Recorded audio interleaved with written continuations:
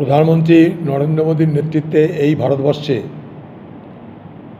শুধুমাত্র গুটি কয়েক ব্যক্তির তাদের ধন দৌলত বেড়েছে, ভারত সরকারের দেওয়া তথ্য সে কথা বলছে। মোদির আমলে ভারতবর্ষের আদানি আম্বানি রাজ চলছে, মানুষের রাজ আর চলছে না। তাই সারা ভারতবর্ষকে লুট যারা করছে সেই আদানি আম্বানি, মোদি তাদের সবথেকে বড় পৃষ্ঠপোষক।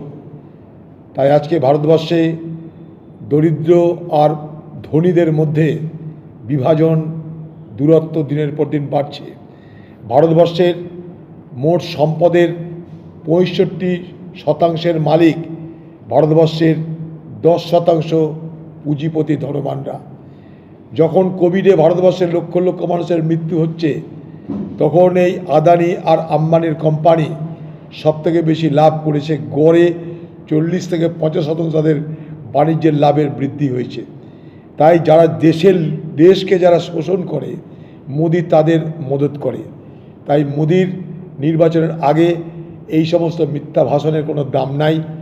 তাই আজকে সারা ভারতবর্ষের মানুষ দেখছে বেকারত্বের কি জ্বালা, ভারতবর্ষের মানুষ দেখছে জিনিসপত্রের আগুন মূল্য তার কি জ্বালা। ভারতবর্ষের বেকার যুবক দেখছে যে অগ্নিবীর প্রকল্পের নামে যুবকদের ভবিষ্যৎ ধ্বংস করে দেওয়ার ষড়যন্ত্র। সব দেখে ভারতবর্ষের মানুষ এবার মোদির বিরোধিতা করছে। তাই আতঙ্কিত মোদি, হতাশাগ্রস্ত মোদি, যা মনে আসছে তা বলছে, যেগুলোর কোনো ভিত্তি নেই। রাহুল গান্ধী মোদিকে বলেছিল যে মোদিজি, আপনার যদি হিম্মত থাকে রাহুল গান্ধীর সঙ্গে জনতার দরবারে একটা বিতর্কে অংশগ্রহণ করুন। মোদি, আপনি যদি এতই ক্ষমতাবান হন, এতই বিকাশ পুরুষ হন, তাহলে আজ পর্যন্ত আপনার আমলে ভারতবর্ষের সাংবাদিক সম্মেলন হলো না কেন? আপনি সাংবাদিকদের ডাকেন এক এক করে, আগে তাদেরকে প্রশ্নপত্র তারা কি জিজ্ঞেস করবে সেগুলো আপনাকে জানাতে হয়, তারপর আপনি সেই সমস্ত প্রশ্নের উত্তর দেন। ভারতবর্ষের স্বাধীনতার পর এমন কোনো প্রধানমন্ত্রী আসেনি যে আজ পর্যন্ত কোনো সাংবাদিক সম্মেলন করেনি। ভারতবর্ষের প্রধানমন্ত্রী আপনি দুর্বল, তাই ভারতবর্ষের সংবাদ মাধ্যমের সামনে আজ পর্যন্ত বসতে পারেননি।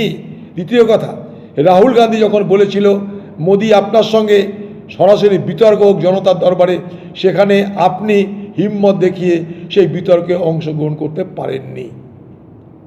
এতদিন কেন করেনি জানি না, এতদিন তো করতে পারতো। ভোটের সময় বড় বড় বাতালে মেরে তো লাভ নাই। মোদি দেশের জন্য কী করেছে তার জবাব দিক। আমরা তো দিদিকে জিজ্ঞেস করবোই আপনি কী করেছেন বাংলার জন্য। বাংলা যেমন লুট হয়েছে, দেশও লুট হয়েছে। নির্বাচনী বন্ড তার সবথেকে বড় প্রমাণ। নির্বাচনী তহবিলে এ ভারতবর্ষের যে সমস্ত অসাধু বিজনেসম্যানরা, তারা সরকারি খাজনাকে যারা লুট করেছে, তারা নির্বাচনী বন্ডে সবথেকে বেশি চাঁদা দিয়েছে বিজেপি পার্টিকে, 8,000 কোটি টাকা। তারপর সেই সমস্ত অসাধু ব্যবসায়ীরা, তারা কেউ লটারির কিং, তারা কেউ সারদা কোম্পানির মালিক, তারা দিদির তহবিলে দিয়েছে প্রায় কয়েকশো কোটি টাকা। তার মধ্যে লটারি কিং ম্যাড্রাসে সে দিয়েছে 600 কোটি। সুদীপ্ত সেন সারদা কাণ্ডের নায়ক, সে দিয়েছে 27 কোটি। ভারতবর্ষের কংগ্রেস পার্টি 138 বছরের পার্টি, তাদের ঘরে 1200 কোটি টাকা, দিদির ঘরে 1600 কোটি টাকা। আর মোদির তো নিয়ে কথা বলে না, হাজার হাজার কোটি টাকা নিয়ে কথা বলে। তাই স্বাভাবিকভাবেই যারা বড় বড় স্বচ্ছতার কথা বলে, যারা সততার কথা বলে, তাদেরকে বলবো নির্বাচনী বন্ডের টাকাটা কিভাবে এলো। এই নির্বাচনী বন্ড আদায় করতে গিয়ে এদেশের সম্পদের 4 লক্ষ কোটি টাকা আমাদের লস হয়েছে। মোদির একটাই লক্ষ্য, নির্বাচনের শেষ লগ্নে এসে যেটুকু এখন নির্বাচন বাকি আছে সেখানেও একটা সাম্প্রদায়িক বিভাজন, সাম্প্রদায়িক মেরুকরণ এখনও তার লক্ষ্য। সেই জন্য সব কিছুতে জিহাদ দেখে, সব কিছুতে জামাত দেখে। এটাই পরিকল্পিতভাবে এইসব কথাগুলো বলা হয়, কারণ ভোটটাকে বিভাজিত করতে হবে। এবার ভোট প্রচার শেষ হলেও মোদির প্রচার শেষ হবে না। সেই ব্যবস্থা করতে মোদি কোথায় যাচ্ছে? কন্যাকুমারিকায় বিবেকানন্দের যেখানটাই তিনি ধ্যান করেছিলেন, সেই বিবেকানন্দ রকে গিয়ে তিনি আশ্রয় নেবেন, দুদিনও তিনি খবরে থাকবেন। মোদি ভারতবর্ষের সবথেকে বেশি খবর পিপাসু রাজনৈতিক ব্যক্তিত্ব। সেই খবর পিপাসু রাজনৈতিক ব্যক্তিত্ব সে ভোটের প্রচার শেষ করলেও শেষ হতে দেবে না। তাই ভোটের প্রচার শেষ, কিন্তু মোদির প্রচার শেষ হবে না। কখনো কেদারনাথে, কখনো প্রতাপগড়ে, কখনো কন্যাকুমারিকায় এই ঢপবাজি চলবে। তাই এতদিন হিন্দু মুসলমান হলো, এবার স্বামী বিবেকানন্দের চরণে আশ্রয় নিয়ে সারা দেশ ঐক্যবদ্ধ হওয়ার তার কথা বলবার চেষ্টা করবে। এই ঢপের রাজনীতি দেখতে দেখতে ভারতবর্ষের মানুষ আজকে পরিশ্রান্ত। খুব দুরবস্থা মুর্শিদাবাদ জেলায় এবং বহরমপুর এলাকায়। দারুণ পানীয় জলের সংকট চলছে, দারুণ। এই বহরমপুর শহরেও পানীয় জলের সংকট চলছে। আমি এর আগে চিঠি করেছি, প্রশাসনকে বলেছি, কিছু কাজ হচ্ছে না। খুব দুরবস্থা পানীয় জলের জন্য বহরমপুরে। পাইপ বসানো, যে জল নেই, পাইপ দেবার নামে টাকা নেওয়া হয়েছে, জল দেওয়া হচ্ছে না।